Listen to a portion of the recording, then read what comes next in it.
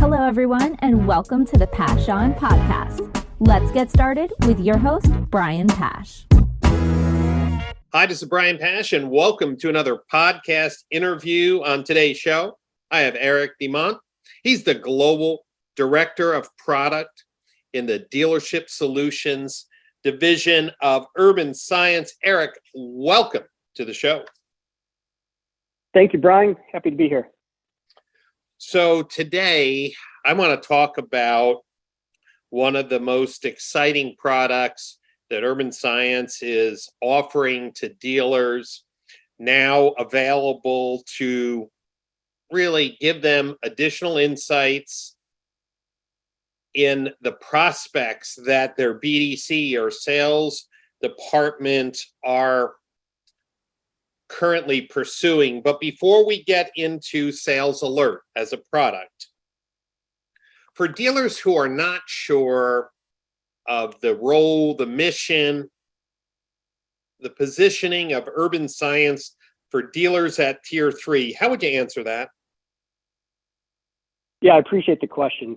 Urban Science is, I would say, very familiar company to our OEM clients, where we've been doing business for 40 years, initially helping the OEMs design and operate the most effective network strategy possible, meaning dealership locations.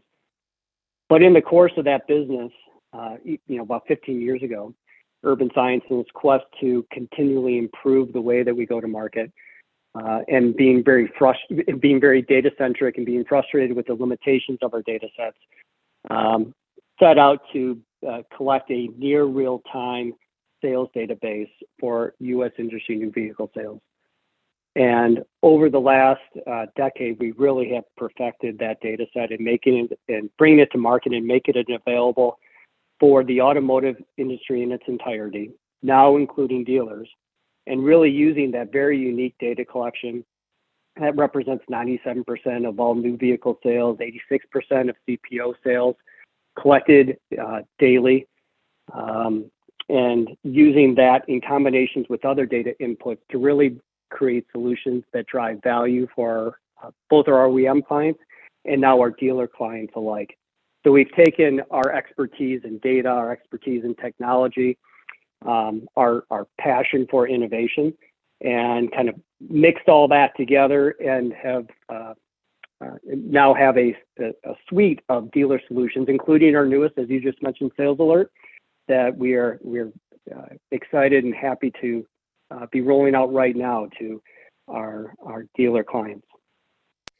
Well, Eric, before we jump into SalesAlert, I would also, just as a fly on the wall, the executive team at Urban Science must love things like the conversations that's bubbling up on customer data platforms, dealers who are becoming more data centric.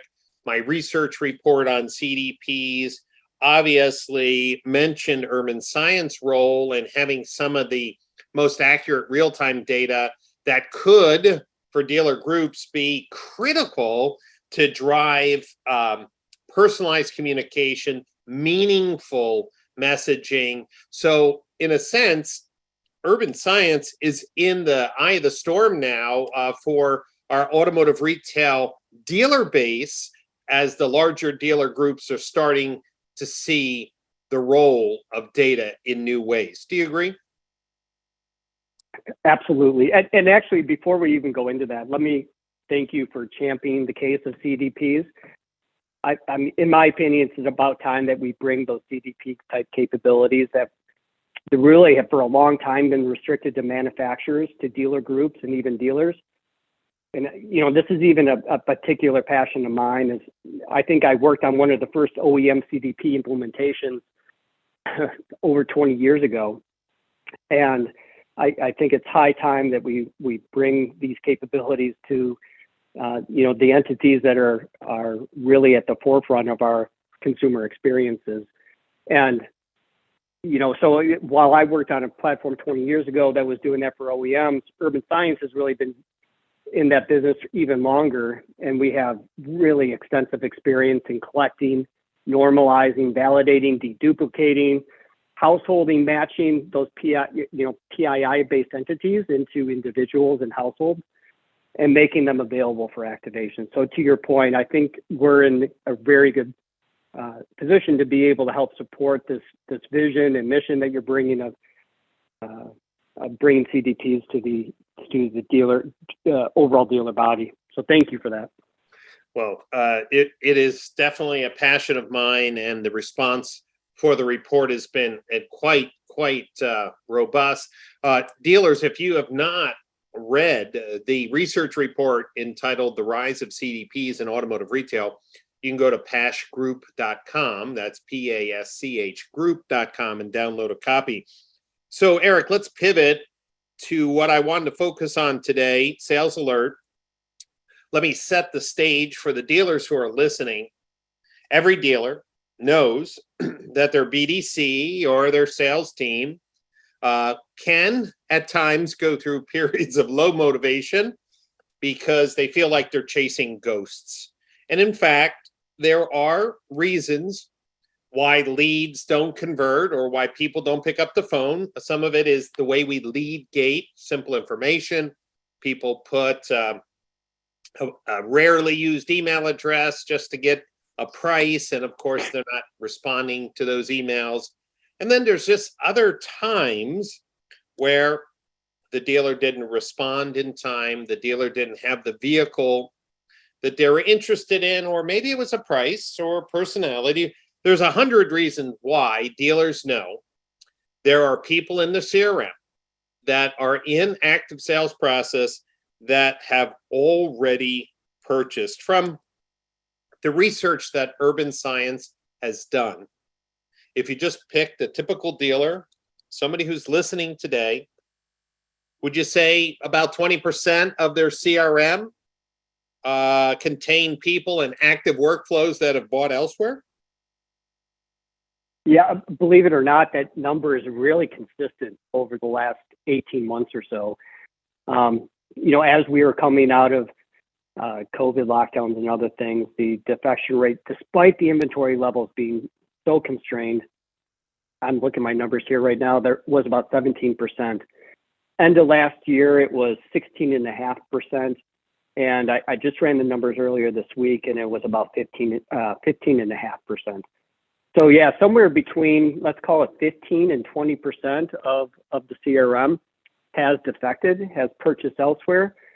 And imagine the frustration we all have on a daily basis, knowing that 15%, 20% of the calls you're making are to consumers that have already left market. And one of the things I've been focusing on, and I've seen other people focus on in context with the CDP, is the year that dealers start to get back to focusing on the customer experience. Let's just say during COVID, with the inventory shortage, customer experience was probably at an all-time low, as people not only couldn't find the vehicles they want, but if they did, they were likely paying full MSRP or above. But when you think about the pivot that dealers are having to make, getting back to strong sales process, getting back to marketing, with labor shortages, with motivational challenges to attract people to work inside the automotive space, if approximately 1 out of 5 phone calls or 1 out of 5, emails are going to somebody who has already purchased, it makes the dealer look bad, right? Because they keep on hounding and the dealer's just trying to get a yes or no, but the consumer doesn't always tell the dealer. Do you have any thoughts on why some consumers just don't say, hey, I bought elsewhere? Well, I mean, there's a lot of different points that you raised up in that, and let me take a few of those. In COVID, we had pretty significant inventory challenges, and some manufacturers are still having challenges in those spaces. One of the things that I find really interesting about defection rates is that they really are consistent regardless of inventory levels. So the data that I was mentioning that I updated this week to reflect through the end of March, when we look at defection rates across the industry by brand, we're seeing generally about a 15.5% defection rate. And that actually holds true for those manufacturers that still have inventory challenges. I think of, day supply for manufacturers like Honda and Subaru and Toyota, who, are sub 30 or less day supply. Their defection rates are very similar for the dealers that we work with. What's different with those dealers, though, is the days to sale and days to defection are double, almost triple at times, the other industry averages. So consumers are still defecting at regular rates.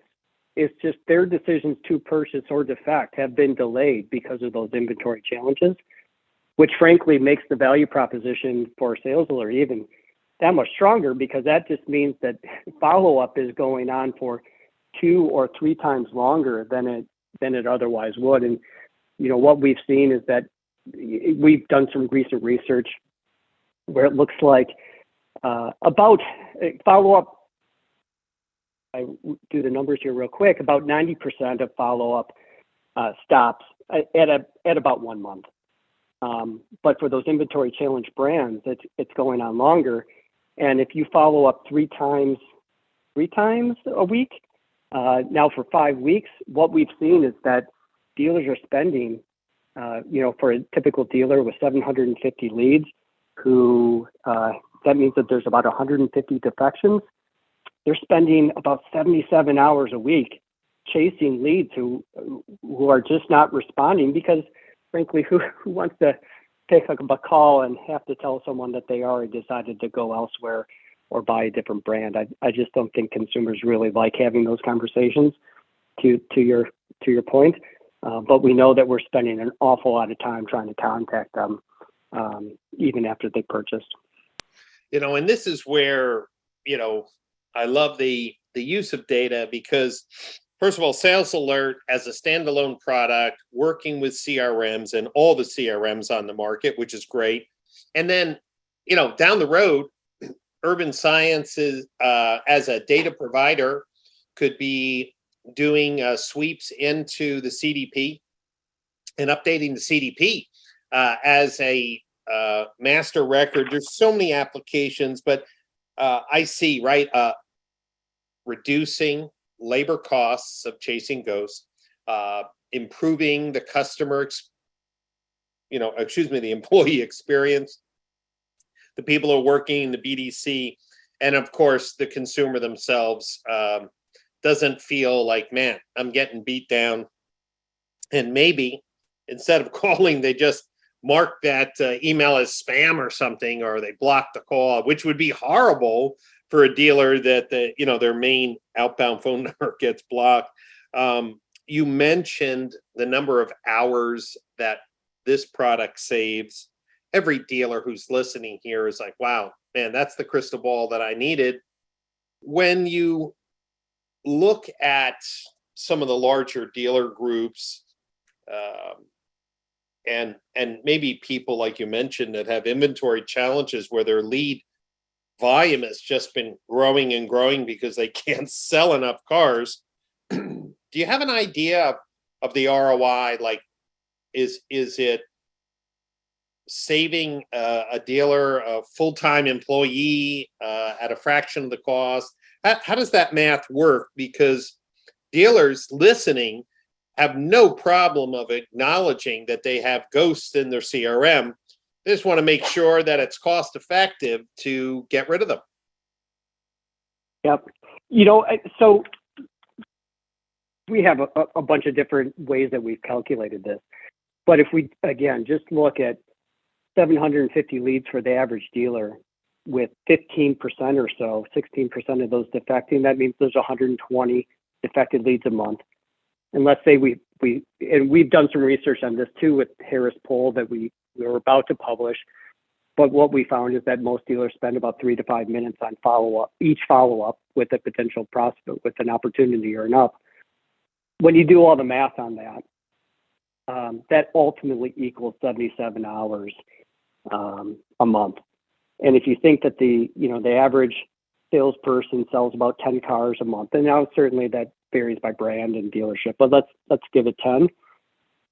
That basically means that, at 77 hours a month, which is about a half a FTE, and if every salesperson is producing 10 vehicles, that's about four units a month that could be made up if we just took all that wasted effort following up with dead leads and instead deploy them to leads that we're still shopping.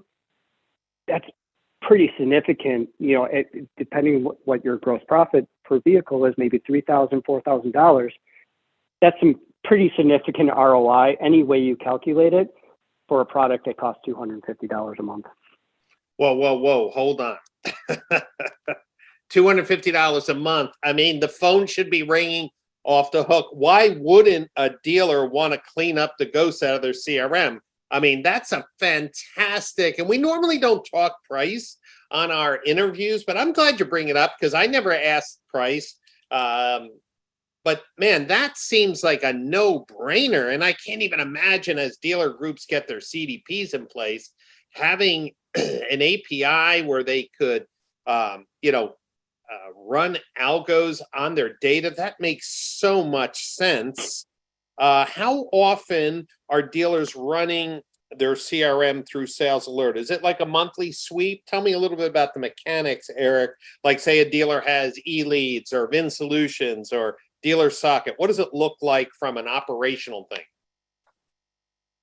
Yeah, one of the reasons it took us a while to bring it to market, and I know you're very familiar with this, Brian, is that there's no standard way to interface with the CRM. So we had to figure out a way to do that in a safe, secure, privacy compliant manner and do it in near real time. So we have daily we have integrations that allow us to pull all the leads on a daily basis or sub-day basis from each of those CRMs with a simple activation, and it varies by CRM. I won't go into details there, as I know there's a lot of nuance to it.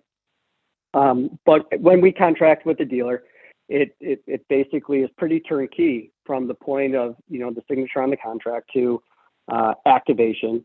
And within 4 days, we have the integration complete, and we then provide matching for all leads that we've ingested. We ingest them daily for 90 days, and we match them back to our sales, again, which represents 97% of all new vehicle sales, and 86% of CPO. We match that back on a nightly basis.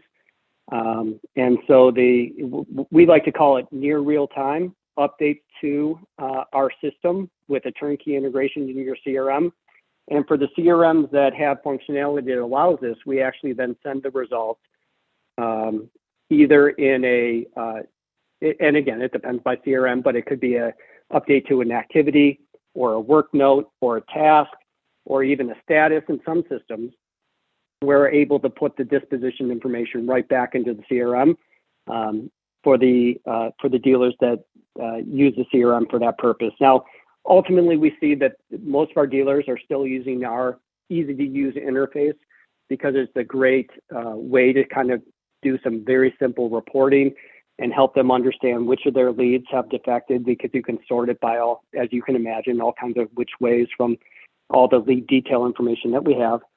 And then, and what we saw was, we talked about the ROI. That really is just on the value proposition of the wasted time. The other value propositions that I think are probably even more valuable ultimately is the consumer value proposition, where they're no longer receiving annoying sales messages, but instead maybe branding messages about the dealership. And then also from a sales management standpoint, where dealerships can have real-time training conversations with their teams to discuss why a lead, who has raised their hand as being interested in the dealership and being interested in the manufacturer, ultimately decided to purchase elsewhere. And we've seen that actually probably be the most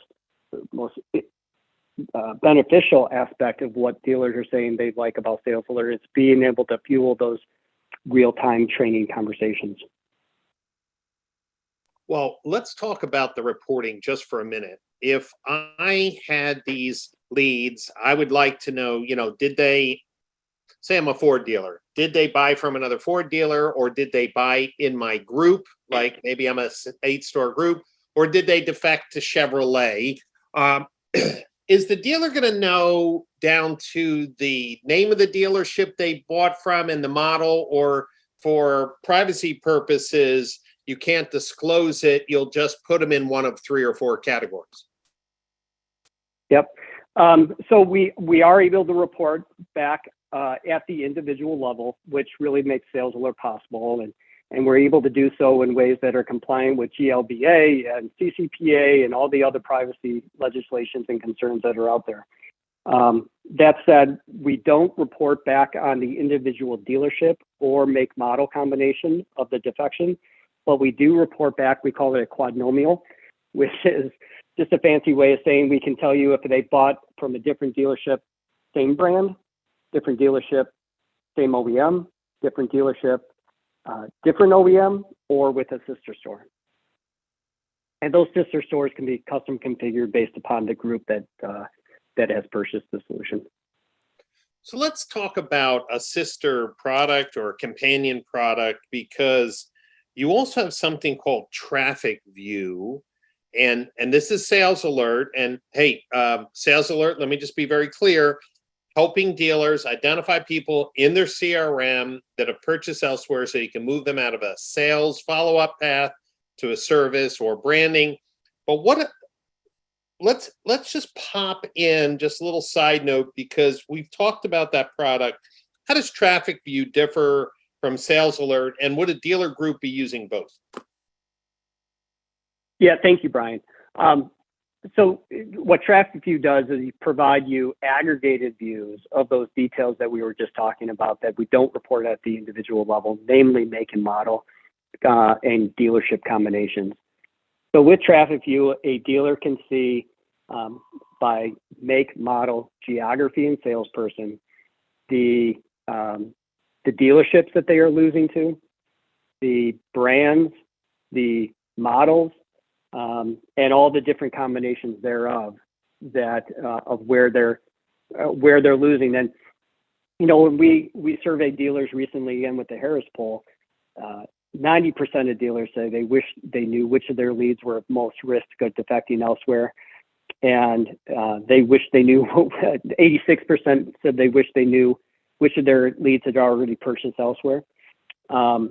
Basically, what we know is there's a lot to be learned in losses, maybe even more so than how we won. And dealers are very interested in understanding that. And so Traffic View gives them a great understanding of the sources that are working for them, the geographies that are challenging for them, the competitive dealerships that are taking more than their fair share out of their PMA, which really allows them to make investment decisions, media investment decisions that allows them to try to stem those challenges. So let me get this right. SalesAlert is really an individual by individual lead basis to help wasting people's time. The Traffic View gives them that broader picture. Hey, this month, I'm a Ford dealer, Pash Ford. Hey, this month you had 100 people in your CRM that you didn't sell, and they bought 10 from this Ford dealer and 15 from this Ford dealer, and the rest, they went Chevy, Toyota, Hyundai. Man, for me to understand my competitive pricing, to understand why their sales process maybe was superior, I think that's really important because you're not giving the individual records so they could see who screwed up, but you would be able to see which salespeople, right, are probably not doing the best job of winning the deal, right? Right, because we all know who has the most wins, but sometimes there's some hidden insight that you can have in who has the most losses and what the commonality in those losses are, whether they be certain sources, certain vehicles, like potentially even certain geographies, and being able to cut that by model, by salesperson, you know, and have that updated, you know, the third day of the month, every month. It certainly helps in making wiser investment decisions based upon knowing, you know, where you're having challenges. And again, dealers really like to know where the problems are. Eric, one thing I just want to step back for a moment and go back to where we started a little bit on the CDP conversation.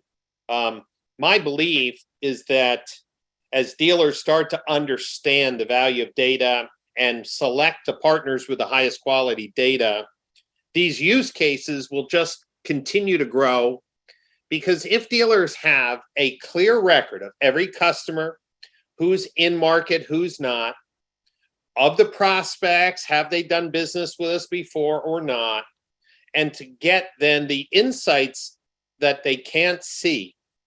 When all of this is put together in a more actionable layer, dealers are going to be able to see how modifications to their brand message impact sales, how different in their ad targeting impact sales. But it's all driven by insights of data that the dealer doesn't have. And I just want to encourage the dealers who are working with CDPs. Sometimes we forget urban science.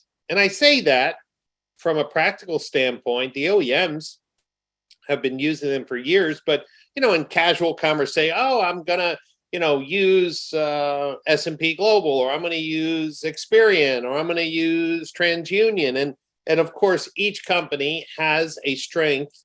But I think people forget that to win the customer experience game, to maximize the portfolio value of your customers, it's going to be through testing different data sources and to see which ones are the most accurate, which are the ones that move the needle. And tell you the truth, it's hard to do that without the testing. But urban science has I think a pretty long legacy of openness, secure data transfer, testing. I mean, that's what I think of with urban science. What would you like dealers to know, especially those larger dealer groups that are building CDP projects, on why they could set up a better data partnership relationship with urban science? I appreciate the question. If I recall, within your research study, you looked at different ways that CDP companies go to market, and around the 4 key attributes or capabilities that comprise a CDP. And a reminder to your listeners, it's collecting data, it's creating a unified profile, it's then analyzing or segmenting the data and activating it. And then when I look at those 4 key components, urban science is really an expert in all of those. And when we look at SalesAlert, it has components of all of those as well. So if we just start from the beginning, we collect all the CRM data from every CRM that is out there. And then we also collect the sales data, as we already mentioned. So from a data collection standpoint, we have 2 of the 3 major sources of data already flowing into our data lake and ultimately into our internal customer data warehouse. But then once we have it, there's the stuff that we call the secret sauce that urban science has been doing for years, as you mentioned. It's cleaning it, enhancing it, normalizing it, householding it. We've had a lead program for a couple decades now, and we also, as we discussed, have that very unique sales database that now contains 130 million different new vehicle transactions that we have grouped by individual and household, and resolve those into different entities and individuals. And then it's the analytics, and urban science is known for its analytics, and being able to identify all those leads and combine it and match them against all the buyers that are out there. That's, again, one of the key capabilities of a CDP, is that produce those analytics. And then we make the results available in activation options, not only for consumer purposes, as we make sure we're delivering personalized messaging that is relevant, but also for users. And I think that's a key thing not to overlook here, is that we're using all that data to make the salesperson, sales management, and marketing manager experience all that better as well. And then I would say why Urban Science is because we figured out how to deliver many of the capabilities, not all certainly, many of the capabilities of what we define as an effective CDP in a way that is ready today and derives value today at a very cost-effective price of $250 a month or $249 a month. And while it's not the end state vision of what we all know and want to have happen in the CDP world, it is a very effective first step that is in alignment with the overall vision that you and others are painting for the industry. Amen. Amen. What this product, SalesAlert, does is really take the goal of a data-driven business into actionable products that dealers can plug into, because as we know, the smaller dealer groups are not going to be diving into CDPs and recreating the wheel. They're going to look for inexpensive ways to be a data-driven dealership without maybe some of the overhead costs of a CDP. And that's why I love this product. As we think about data-driven conversations, and of course, Eric, your love of data, you're at a data company.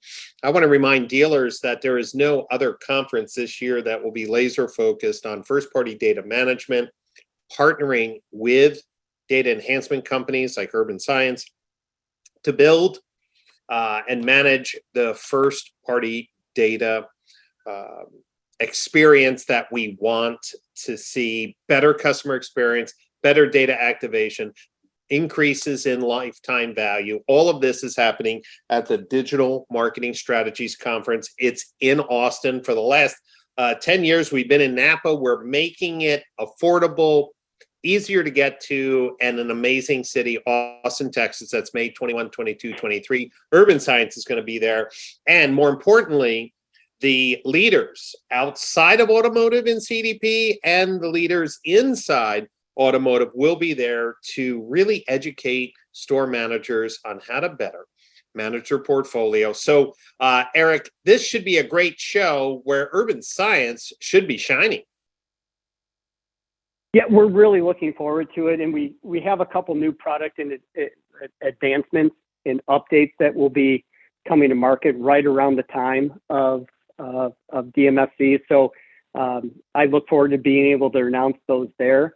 But then even further out, we're looking at not only by the end of this year, not only being able to report on which leads have defected, but soon to be able to help dealers understand which of their leads that have not closed or defected are at most risk of defecting, and providing them with turnkey automated AI-based capabilities to engage those leads with incentives that bring them back into the showroom for a conversation with the sales team.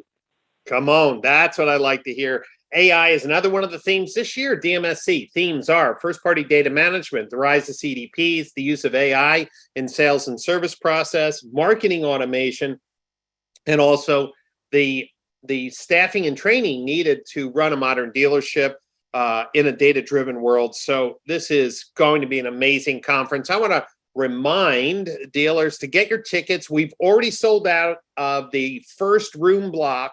We are adding a second room block at the downtown W Hotel in Austin, which is a block away from the Marriott downtown.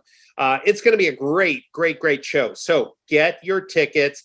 And here's a special promo. Don't miss out on the show. Use FOMO, FOMO 200 to save $200 on your DMSC tickets.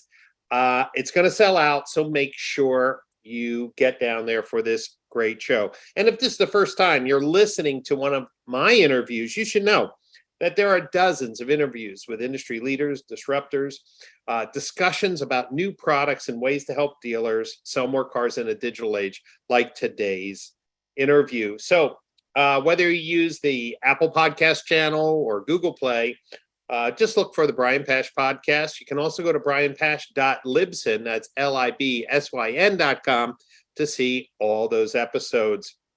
I want to thank everyone for listening today. I want to thank Eric and the whole team at Urban Science for, being a great partner for dealers.